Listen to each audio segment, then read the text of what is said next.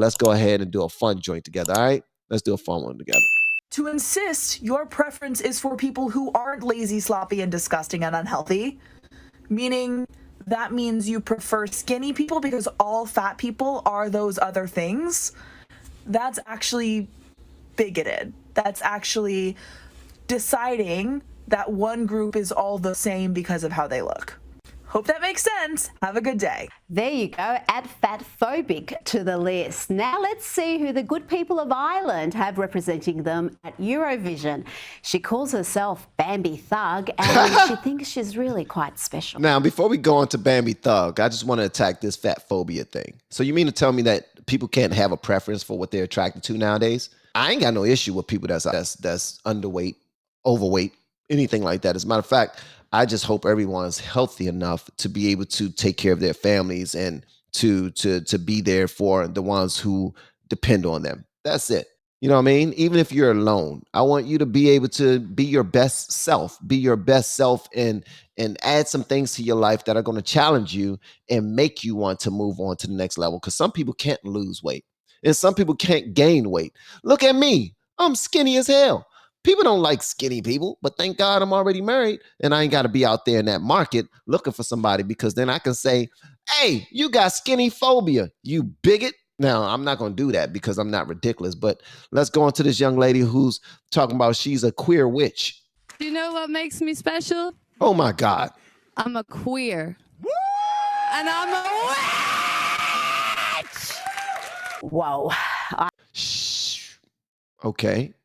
That made absolutely no sense whatsoever. Ireland, that's terrifying, but I'm intrigued. What else is Bambi Thug outspoken about other than being a non-binary witch? Well, it turns out, as well as being imbecilic, she's also a hypocrite because she's all about boycotting Israel, but decided not to boycott this year's Eurovision over Israel's participation. Have a look. So I stand with anyone doing the boycott. I think if I wasn't in the competition, I would also be boycotting. There are a lot of moving parts, and at the end of the day, without the group of us who is pro-Palestine, it is less competition for the other side to win, and it's less of solidarity there. Obviously, it's incredibly heavy. Yes, I'm sure it's very heavy indeed. Now to the excesses of the trans agenda, and there are now books for toddlers explaining why their new baby brother or sister is really a they. Is it a boy or a girl? Oh my God. Come on, guys. Really? This what we doing? Is it a boy or a girl? It's a they. We have been teaching people how to grow online. It's been absolutely amazing. We have 3 people who have been able to reach monetization in less than 30 days. Growing YouTube channels, some from 0 people. We have one guy who had 2 subscribers before he started working with me. He started helping him. His views went up 4.8 million%. We're super excited. If anybody ever want to grow on YouTube, you reach out to me with the word coach. Why? Why? Why? That's all I want to know. Why? Like, why? Can somebody answer that? Okay, let me just play the rest of this. I'm just going to be quiet, man. It's a They by Lindsay Harriott.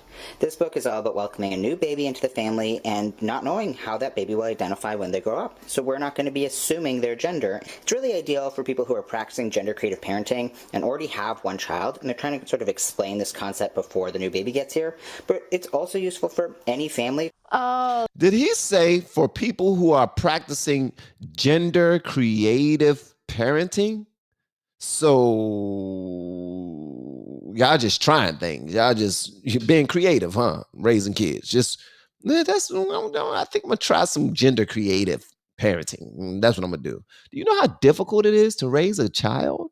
This is not fun and games. This is a person that you're raising up, and you're already telling them before they're even able to figure out things for themselves that they aren't even a he and that they aren't a she. They are both or neither.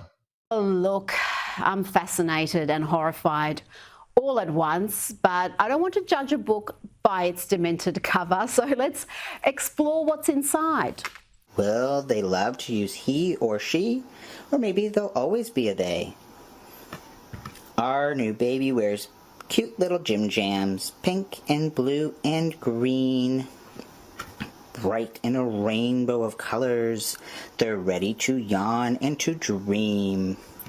Our new baby gets lots of questions, like are you a girl or a boy? We aren't sure of their gender yet, and they bring us so much joy. Oh my gosh, man. I wanna cuss these people out so bad, but I'm not. I really do. I really do. But I'm not, because I'm here to understand. I'm here to understand. I really don't get it. I don't get it, man.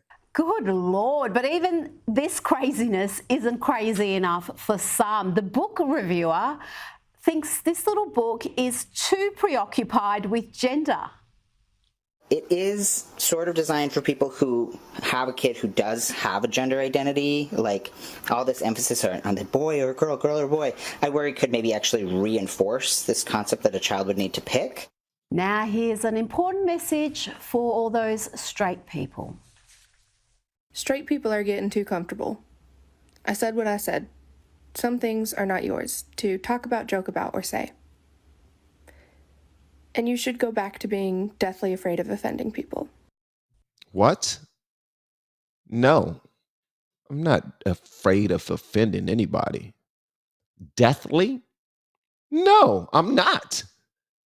Care less about offending anybody, because people are butthurt about any little thing and they expect for you to just shut up and just play along. No, I'm not. Sorry, not afraid of offending people. At all. Now, I think we all need a laugh. At all. And comic Josh Ocean Thomas is just the man to provide it. Here he brutally mocks an audience member who admits to working for the Biden administration. Mistake. What do you do for a living now? You work for the Biden administration. Is your job to wake them up, or what's your job? Hey! There's a war! Okay, what do you do for the Biden administration? What a show of a job you have. I can't believe you admitted that in front of all these people. You have the freedom to lie. You could have said you were a hooker and I would have been prouder of you. What do you do?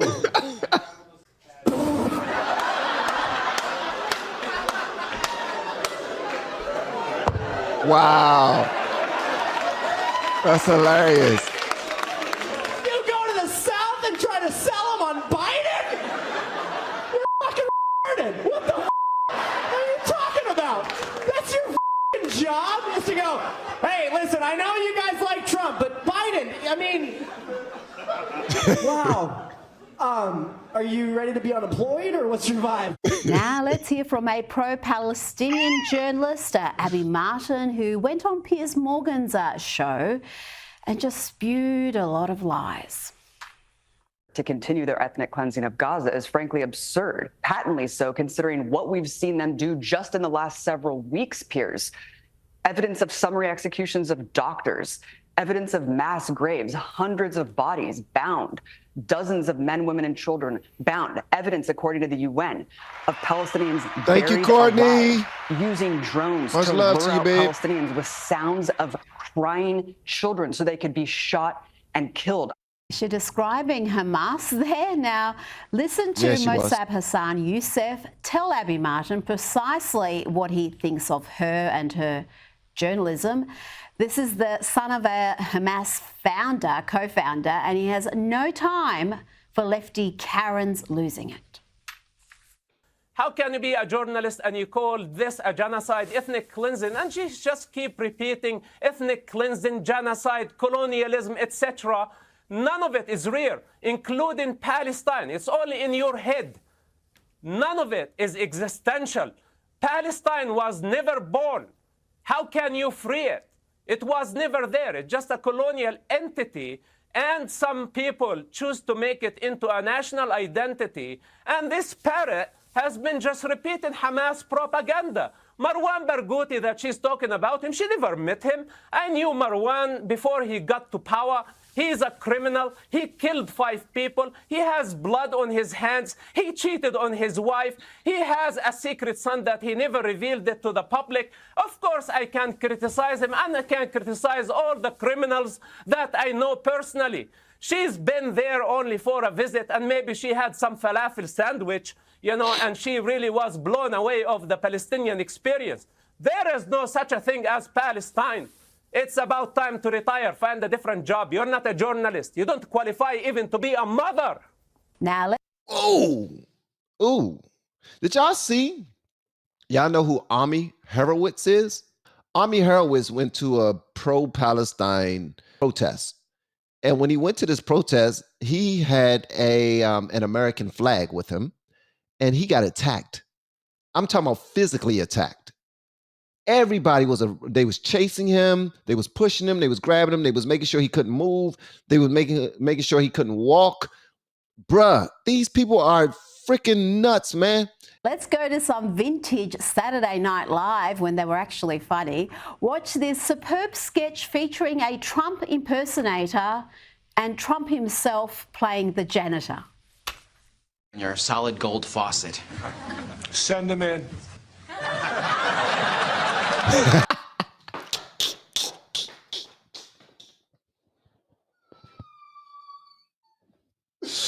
This hilarious, man. I like it.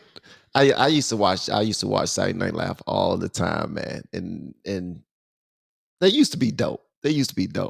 All right. And I'm sure they are still dope to some people. All right. That's why they still get ratings. They still probably get great ratings, but it's just not for me anymore. You know, a lot of things isn't for me anymore, but all right. All right. So much love to y'all, man. Thank y'all so much for pulling up. I really appreciate it. Y'all are so dope. I'm a poor person. Of course I carried before I married. My name's Haley. My name's Matthew, and we're pregnant. What did he say? I'm a poor person. Of course I went to college. I'm a poor person. Of course I buy depreciating assets. 1, 2, 3, 4, 5, 6, 7, 8. I'm a poor person. Of course I'm getting divorced. I'm officially divorced! Yes! I'm a poor person. Of course I don't raise my kids in the home with their father. You are not. I'm a poor person. Of course I don't restrain myself sexually. Duh. And he'd be like, damn, I wish I had some head. I'd be like, yo, bro, I got you. I'm a poor person. Of course I won't read The Ass Backwards Way to Move Forward. LFR Family Live event. Exclusive interview with Celeste Duffy, author of The Ass Backwards Way to Move Forward. May 10 at 8 o'clock p.m. EST.